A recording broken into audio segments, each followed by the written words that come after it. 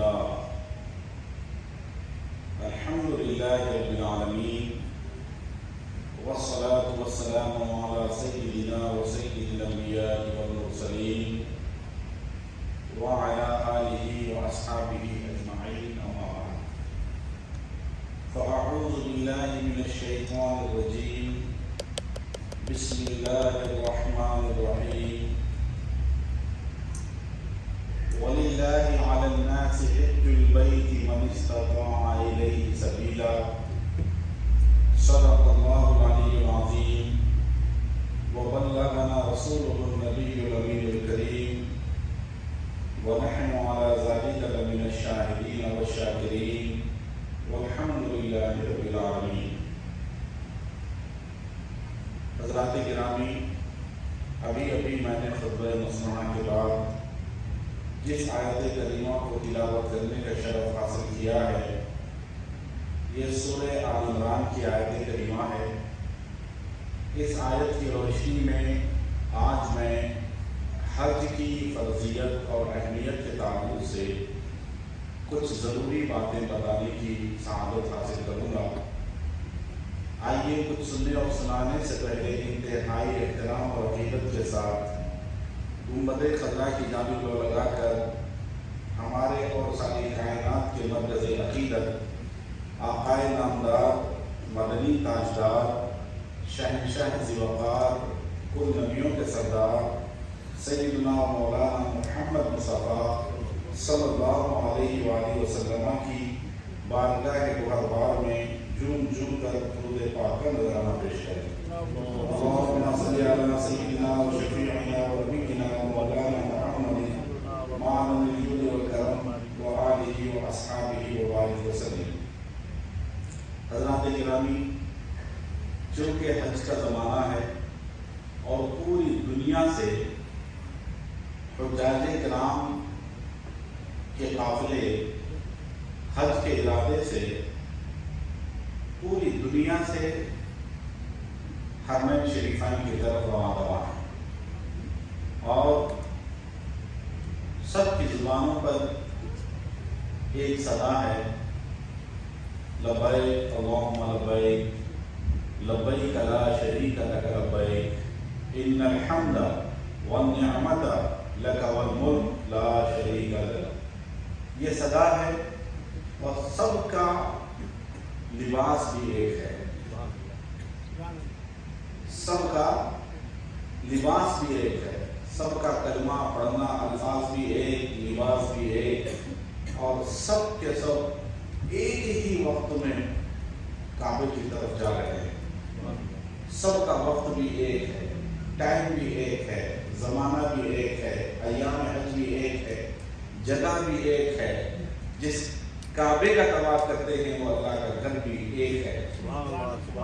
پوری دنیا وحدت کا ثبوت دینے کے لیے حج کے نام پر مکہ المکرمہ میں بالخصوص جمع ہو رہی ہے.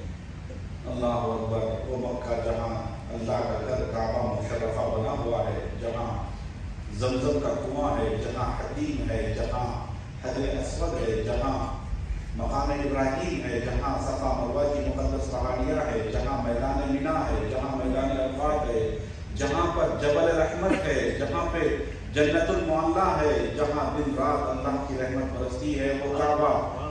وہ کعبہ جس کے صحن میں، جسے مسجد حرام کے صحن میں بنایا گیا، وہ مسجد حرام کہ جہاں پر ہر لمحہ، ہر سیکنڈ، ہر ایک ساعت میں 120 نیکیاں اللہ کی جانب سے آسمان سے اترتی ہیں.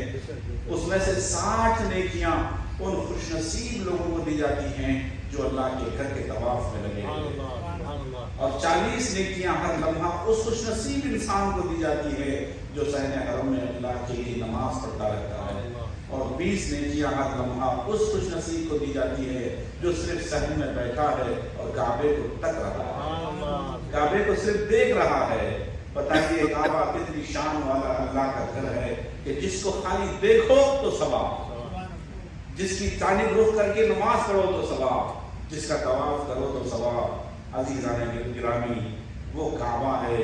اے خانہ کعبہ تو پناہ گاہ بشر ہے. ڈاکٹر اقبال کہتے ہیں اے خانہ کعبہ تو پناہ گاہ بشر ہے، تو عظمت اسلام ہے، اللہ کا گھر ہے۔ تعمیر تیری کی ہے خلیل و ذبیح نے، یعنی حضرت ابراہیم خلیل اللہ نے اور حضرت اسماعیل ذبیح اللہ نے اللہ کے حکم سے اس کی دوبارہ تعمیر فرمائی تھی۔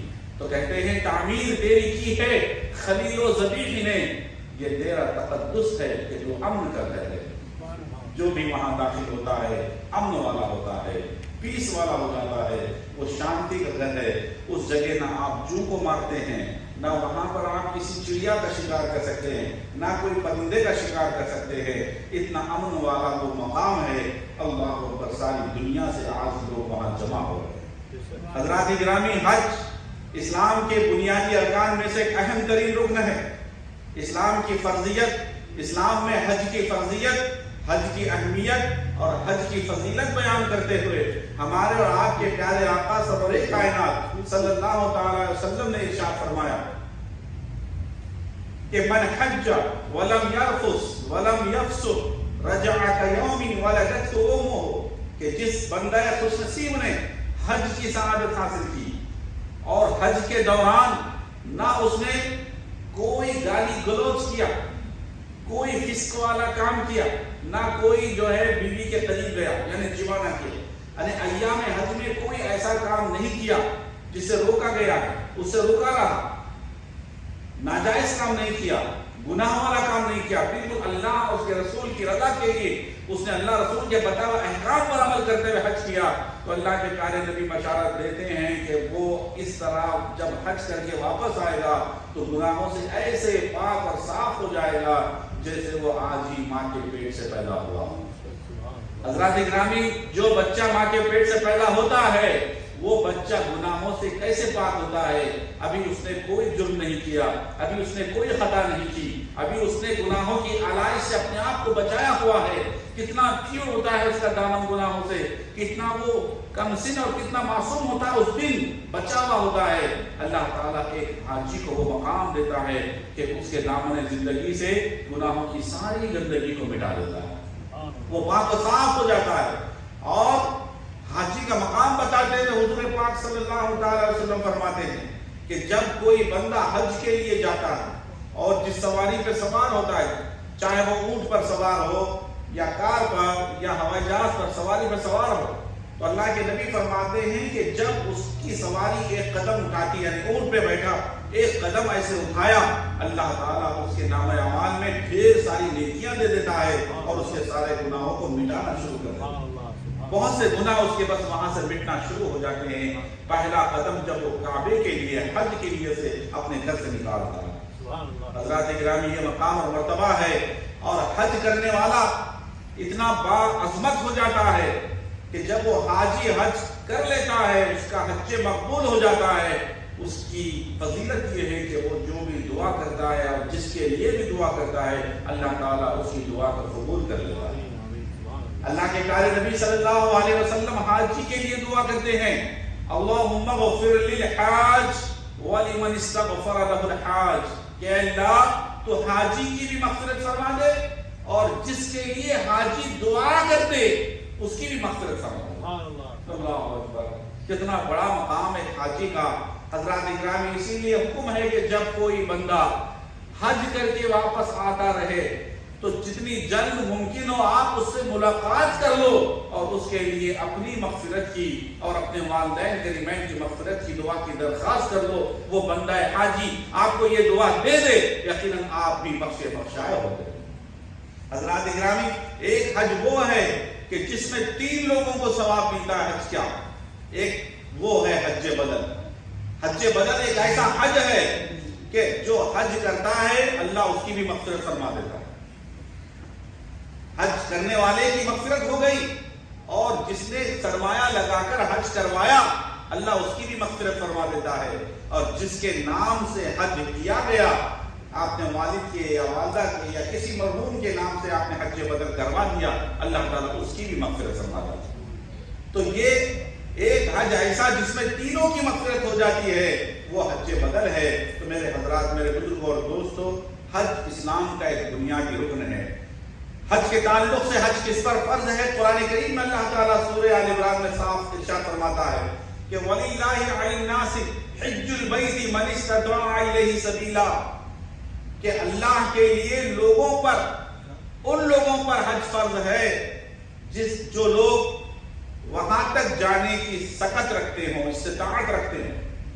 یعنی آپ اپنے گھر سے لے کر خانہ کعبہ تک جانے اور آنے کا جو راستے کا خرچ ہوتا ہے، سمجھیے ایئرپلین کا ٹکٹ ہے یا کھانے پینے کا خرچ ہے یا جو بھی آمد و رفت کے اخراجات ہیں، آپ شادی شدہ ہیں، بال بچے والے ہیں، تو جا کر کے واپس آنے تک کے گھر کے اخراجات بھی آپ کے پاس موجود ہیں، تو آپ پر حج فرض ہے.